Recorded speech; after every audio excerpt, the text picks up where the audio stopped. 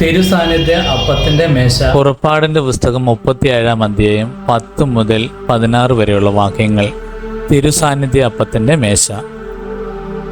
കരിവേലത്തടി കൊണ്ട് അവൻ മേശയുണ്ടാക്കി. അതിന് 2 മുഴം നീളവും 1 മുഴം വീതിയും 1.5 മുഴം ഉയരവും ഉണ്ടായിരുന്നു. തനി സ്വർണം കൊണ്ട് അത് പൊതിയുകയും മുകൾ ഭാഗത്ത് ചുറ്റിലും സ്വർണം കൊണ്ട് അരികുപാളി പിടിപ്പിക്കുകയും ചെയ്തു. അതിനു ചുറ്റും കൈപ്പത്തിയുടെ വീതിയിൽ ഒരു ചട്ടവും ചട്ടത്തിന് ചുറ്റും സ്വർണം കൊണ്ട് അരികുപാളിയും പിടിപ്പിച്ചു. അവൻ 4 സ്വർണ്ണവണയങ്ങൾ നിർമ്മിച്ച് അവ മേശയുടെ 4 കാലുകളിൽ ഘടിപ്പിച്ചു. മേശ വഹിക്കുവാനുള്ള തണ്ടുകൾ കടത്തിയിരുന്ന വളയങ്ങൾ ചട്ടത്തോട് ചേർന്നതായിരുന്നു. ഈ തണ്ടുകൾ അവൻ കരിവേലത്തടി കൊണ്ടുണ്ടാക്കി സ്വർണം കൊണ്ട് പൊതിഞ്ഞു. മേശപ്പുറത്തേക്കുള്ള ഉപകരണങ്ങൾ, താലങ്ങൾ, തട്ടങ്ങൾ, കലശങ്ങൾ, പാനീയ ബലിക്കുള്ള ചഷങ്ങൾ എന്നിവ തനി സ്വർണം കൊണ്ട് നിർമ്മിച്ചു.